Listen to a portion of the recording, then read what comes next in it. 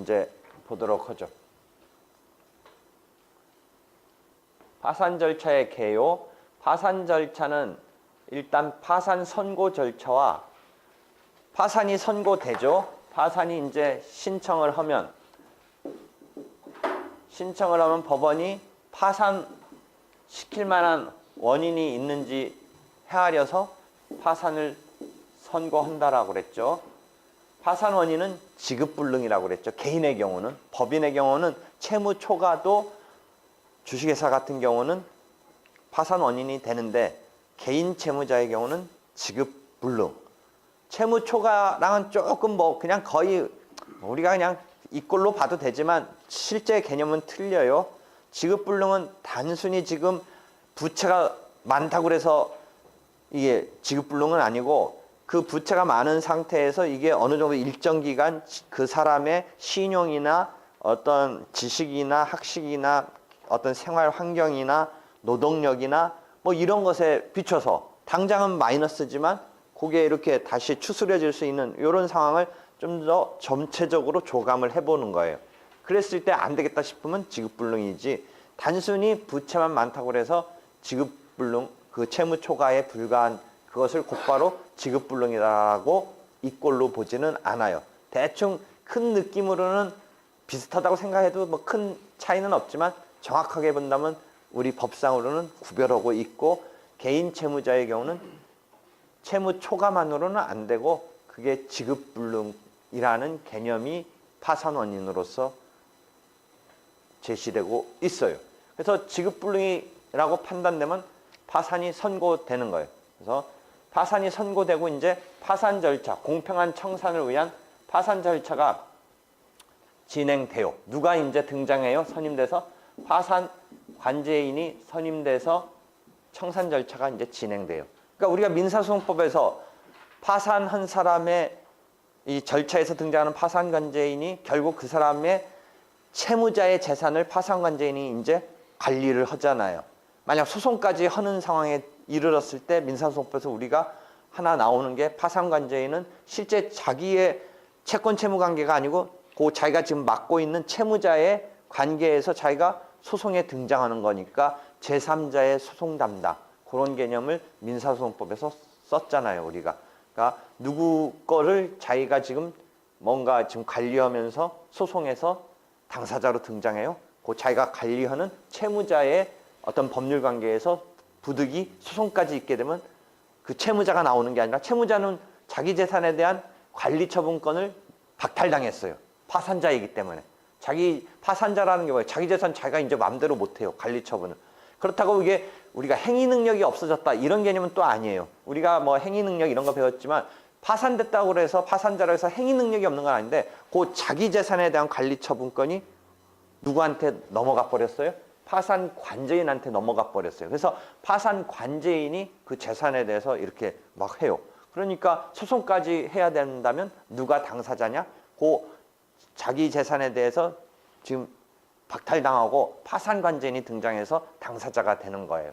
그 관계를 우리가 민사소송법에서 제3자의 소송 담당, 제3자의 소송 담당 이런 개념으로 부르는 거죠. 그게 우리가 민사소송법에서 봤던 게 요 장면이에요. 그렇게 해서 파산 관제인이 등장해서 두 단계가 큰 덩어리로 생각해 보면 돼요. 뭐예요? 채권을 신고해라.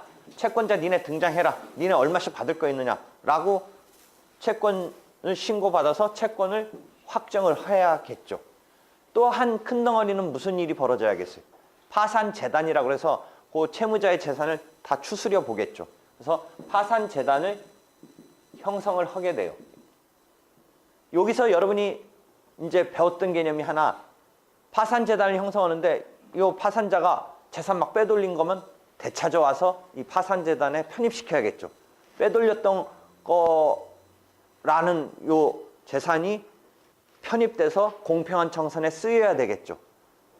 그래서 그 막 빼돌렸던 재산을 이렇게 돌아오게 하는 그 개념이 여러분이 민법에서는 채권자 취소권 같은 것으로 사행위를 이렇게 해서 취소시켜 돌리는데 여기서는 그런 것을 좀 더 뭔가 규제의 이런 의미가 조금 더 엄격하면서 또 그쪽보다는 좀 더 넓은 범위에서 부인권이라고 불러서 회복시켜요. 부인권. 부인하는 거예요. 그런 것을. 그런 법률 관계를 부인해요. 그러니까 채권자 취소권이 이 파산 상태에서 나타나는 그런 형국인데 엄격하고 범위가 좀 넓어요. 그래서 이렇게 해서 회복시켜요. 그러니까 채권자 취소는 사행이라는 이런 행위를 돌이키는데 여기는 그렇게 막 고의적으로 한 거는 당연히 이 회복시키는 것뿐만 아니라 그 편파 변제 등 막 그다음에 그냥 어디에 뭐 이렇게 일부러 한 건 아니지만 그냥 빚 갚은 게 편파 변제라는 느낌 알겠어요? 편파적으로 변제한 거예요. 빚 갚았어도 잘 보세요. 이 파산 절차에서는 똑같이 n분의 1씩 모자르면 모자르는 한도에서 자기 채권에 대한 배당을 받아 가야 되는데 이 채무자가 특정인한테 그냥 갚아버리면 어떤 양상이 벌어져요? 남의 목이 줄어들고 한 사람만 100% 받아가 버리면 그만큼 나머지 사람은 못 받거나 줄어들잖아요. 그게 파산 절차의 취지는 공평한 청산이 취지인데 아까 말한 대로 2천, 3천, 5천이 10%씩 배당 받아 가야 될 판인데 그 1,000만 원을 특정인한테 주면 특정인은 그래도 다 충족은 못했지만 그래도 그나마 다 가져가면 나머지는 그거보다 배당률이 떨어지잖아요. 예를 들어 지금 1,000만 원을 했으니까 그런데 2천만 원 재산이 있었다고 쳐봐요, 이 사람이. 근데 2천만 원 빚진 채권자가 자기하고 좀 더 친해요. 뭐 형제급이라고 쳐봐요. 뭐 형제급이니까 사실 가짜 채권일 수도 있는데 설사 정당한 채권이 있다고 하더라도 그래서 형제라고 그래서 먼저 2천만 원 다 줬다고 쳐봐요. 그럼 그 사람은 100% 받았죠, 형제급의 채권자는. 그럼 나머지는 한 푼도 못 받잖아요. 근데 파산 절차에서 공평한 청산했으면 다만 10%씩이라도 건질 판이었는데 그 10%씩 올게 특정인한테 다 변제가 돼버리니까 이게 평상시에서는 그래도 저래도 채권자 취소권에 걸리지만 않는다면 괜찮은데 여기서는 편파적으로 해서 진짜 정상적으로 그게 진짜 나쁜 의도 없이 했다고 해도 가짜로 한 게 아니고 정상적인 경우였더라도 여기서는 안 되는 거예요. 여기서는 왜? 공평한 청산을 저해시키는 행위예요. 그러니까 그거는 부인되는 거예요. 그래서 다 회복시키는 거예요. 물론 지금 우리 말은 드러났다라는 전제인데 뭐 안 드러났을 때는 뭐 우리가 뭐 속으로 숨어서 못 발견하는 거야. 뭐 어쩔 수 없겠지만 하여튼 그런 상황이 맞다면 이게 단순히 그냥 정상적인 채권이었는데도 거기에 변제한 것이 그런 문제를 공평한 청산에서 야기하기 때문에 이것을 갖다 다 부인해서 회복을 시켜요. 그래서 이러한 파산재단을 형성을 하고 그다음에 채권을 확정하고 해서 여기서 이제 배당 변제가 이루어져서 여기서 이제 얼마씩 받아가는 거죠. 그럼에도 불구하고 잔존하는 채무가 있다면 면책이 되는 것이죠. 그럼에도 불구하고 이제 대부분 뭐 100% 변제 못 받는 거죠. 더더욱 이제 나가서 지금은 그래도 청산 절차가 진행되는 건데 이 파산을 선고하면서 보니까 이 채무자의 재산이 거의 빵에 가까운 별것도 없어요. 그럼 파산관제인만 제대로 해서 이 절차를 진행하는 비용 등이 막 발생하는데 다른 건 다 무시하고 파산관제인 월급조로 이 사람 재산에서 줘야 되거든요. 파산관제인을 등장시키는 이 절차로 가려면 월급이 나가야 되는데 그게 이 사람 지금 채무자의 재산에서 줘야 돼요. 그런데 그게 뭐 300만 원 정도 월급조로 나간다고 전제했을 때 별 재산이 없으면 굳이 공평한 청산 진행하기 위해서 파산관제를 선임해서 청산 자체로 목이 나올 게 거의 없다면 굳이 이런 절차를 펼칠 필요도 없다라고 해서 파산 선고와 동시에 폐지한다 해서 동시 파산 폐지라는 개념을 가르쳐 줬어요. 동시 파산 폐지.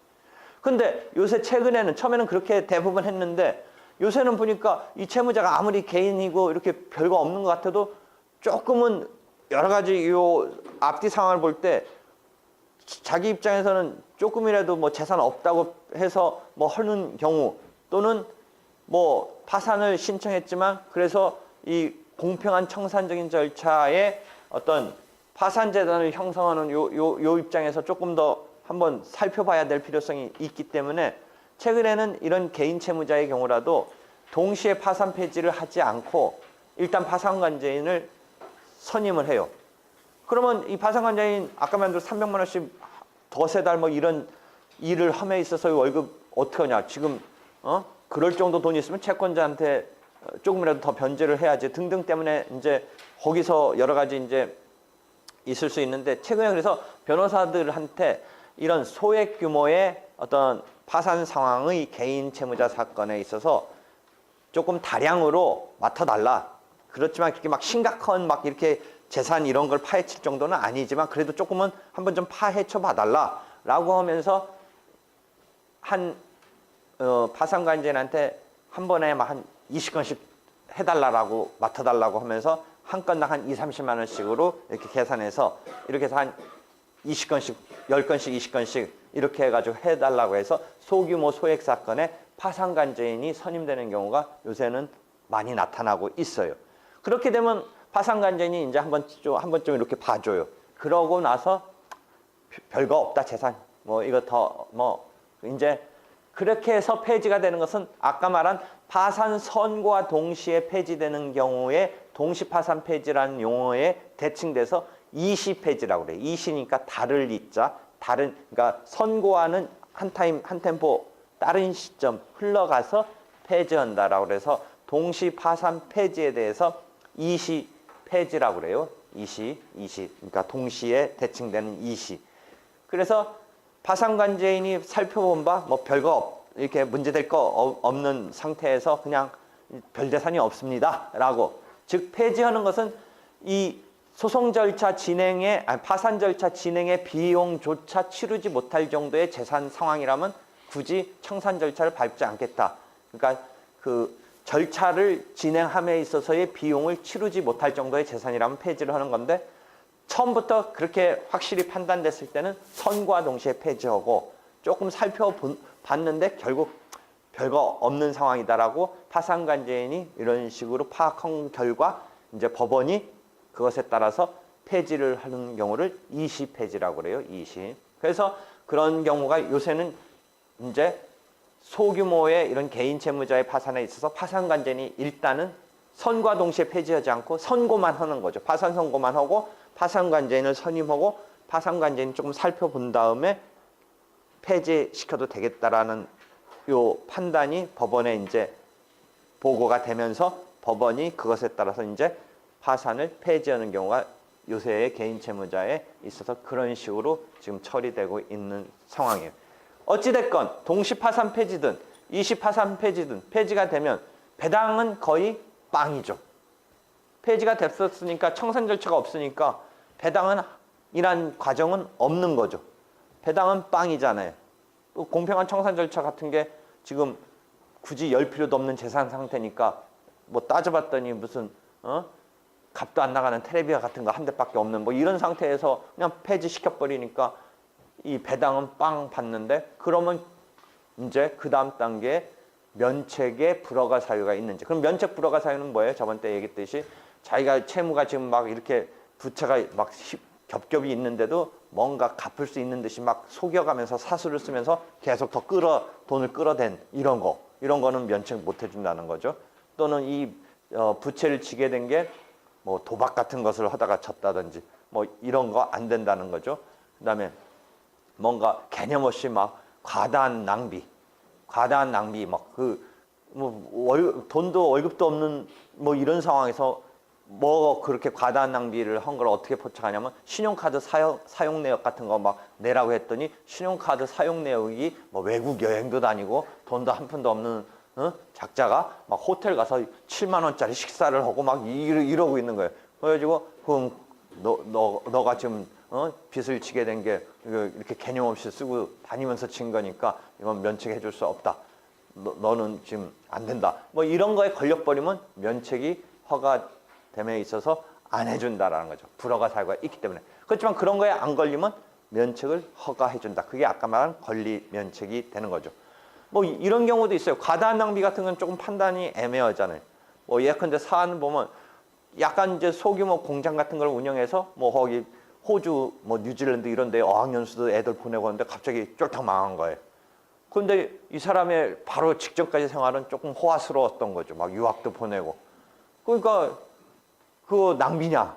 그럼 그때 당시는 그래도 공장이라도 조금 운영했으니까 뭐 유학 보내는 게 감당할 만한 거지. 그게 그냥 객관적으로 보면 막 유학까지 보냈으니까 사치스럽게 살았다고 하지만 그 사람의 어떤 그 전의 경제 상황에 비춰서는 조그만 공장을 자영업을 하고 있었으니까 뭐 유학도 보낼 수 있는 거고, 그러니까 지금 입장에서 망했다고는 하지만 그걸 그럼 낭비했다고 보느냐?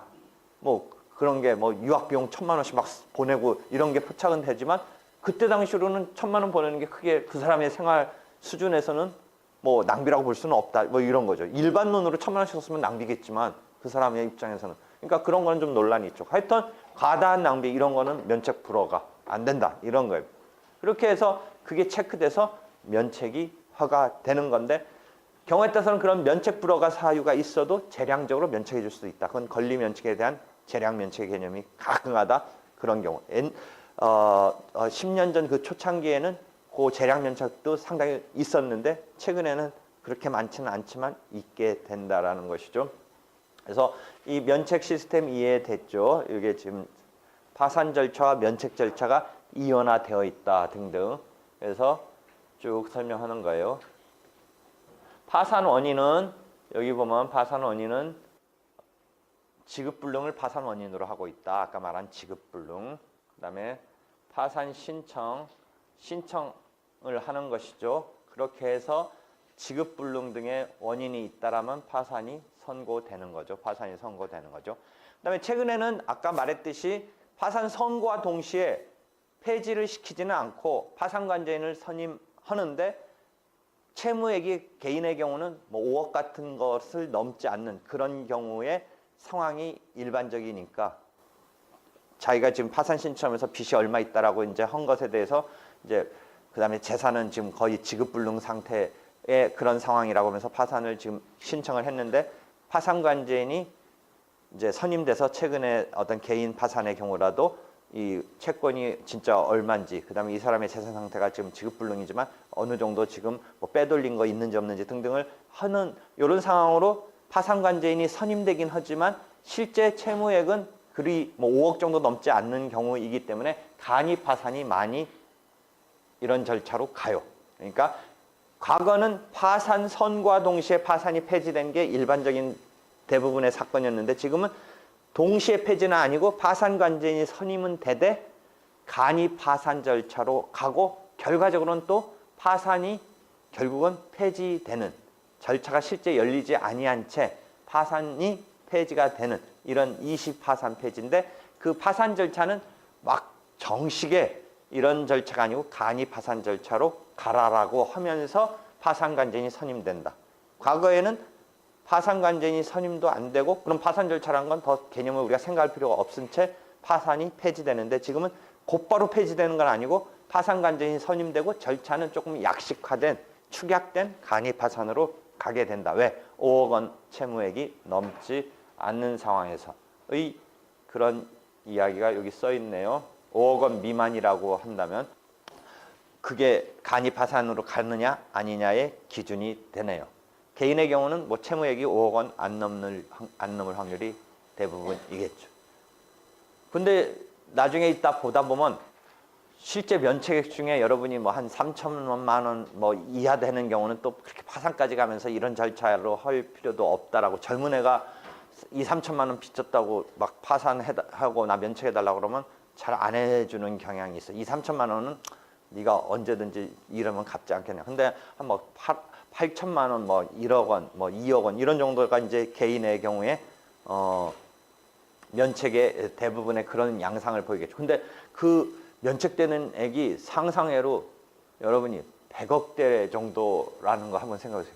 채권자들 황당하지 않게 해서 100억대 지금 법원이 탕감하는 이 면책이 결정되면 이따 나와요. 100억 정도대의 면책이 누구예요? 여러분도 아는 유명한 사람이에요. 100억대가 탕감받은 사람이 있어요. 누구예요? 심영래가. 심영래 이따 한번 봐봐요. 기사. 그래서 면책이 되는 건데 면책이 되더라도 뭐 하나 설명했어요? 조세라든지 또는 벌금 낼 거라든지 또는 자기가 사용자 입장에서 임금 같은 거는 면책 안 해줘요. 그건 이쪽 채권자 입장에서의 근로자의 임금은 어떤 생존과 결부되어 있으니까 이런 거는 지금 사업자가 파산 면책이 되더라도 그것까지는 면책이 안 된다. 그러니까 자기가 어떤 형사적인 처벌 때문에 내야 되는 벌금 면책 안 된다. 그다음에 국가 조세, 확실히 조세는 여러 가지 우선적으로 뭔가 이렇게 채가는 그런 게 뭐 저당권 등과 관련해서 우선 면제 이런 순위에서 앞서고 막 이런 등등에 나타나듯이 여기서도 이제 그런 어떤 정책적 배려에서 조세에서 면책이 안 돼 버려요. 조세는 면책이 안 돼요. 그 다음에 이렇게 파산이 선고되면 재산적인 게 이제 공중분해되는 것뿐만 아니라 신분상으로도 뭔가 자격들이 막 날라가요. 막 교사 이런 것, 공무원 이런 거 자격이 이제 상실돼 버려요. 중간에 속된 말로 잘려 버려야 돼요. 파산자면. 여러분 변호사 변호사 자격 박탈당해요. 파산자. 여러분이 뭐 이렇게 보면 파산자가 뭐 어떤 자격 취득 못한다. 그러니까 처음부터 파산자면 취득 못하는 거. 그게 정상적인 사람이었다가 파산자 되더라도 자격이 뭐 상실된다든지 이런 식으로 다 연결되는 그런 직업이랄까 이런 신분상의 불이익이 있어요. 의사, 약사 이런 쪽에 있어서는 그런 불이익이 있다가 그쪽 의사법 등에서는 그 규정을 없애가지고 불이익은 이제 지금은 없는 것으로 했는데 처음에는 의사들도 막 의료 이런 그 리스트에다가 쫄딱 망하면서 그렇게 해서 면책 뭐 이런 거 하는 경우가 있었고 해서 뭐 자격이 박탈당하더라도 면책이 되면 그런 자격이 박탈당하더라도 면책이 되면 복권이 돼요. 복권. 한자 뉘앙스 알겠죠? 회복시켜줘요. 그러니까 의사의 경우에 면책되면서 복권이 되면 의사를 다시 할 수 있었는데 이 면책 사유에서 걸려버려서 면책이 불허가 사유에서 걸려서 면책이 안 되면 복권이 안 되니까 의사 자격이 박탈되면서 이게 문제가 한번 됐었어요. 그래서 그랬는지 그 의사법에서는 그 뒤에 의사의 경우에 파산이 어떤 의사 자격에 영향을 주는 것을 이제 규정을 바꿔서 지금은 괜찮은 것으로 의사 뭐 간호사 이런 경우에는 그 파산됐더라도 자격상으로는 괜찮은 것으로 된 것 같아요. 그렇지만 지금 공무원, 변호사 뭐 이런 전문직 같은 경우 뭐 그다음에 또 가족법상에서 여러분이 무슨 뭐 후견인 뭐 이런 거 되는 거 파산자는 뭐 그건 뭐 일반 사람이야 후견인 뭐 대봤자 유언 집행자 안 된다고 그래도 뭐 될 기회도 한 번도 없었던 뭐 이런 상황에서 뭐 그거 안 된다고 그래서 뭐 크게 뭐 그렇진 않지만 하여튼 그런 신분상의 불이익이 있게 되는데 복권이 되면 이게 회복이 되는 거예요. 이해되겠죠? 그래서 다시 이 재산적으로 탕감돼서 풀풀 터는 것뿐만 아니라 신분적으로도 복권이 돼서 그런 자격 제한이 다시 원위치돼서 괜찮게 된다. 이해되겠죠? 그래서 이런 식으로 지금 파산 절차, 면책 절차가 이해될 수 있겠죠.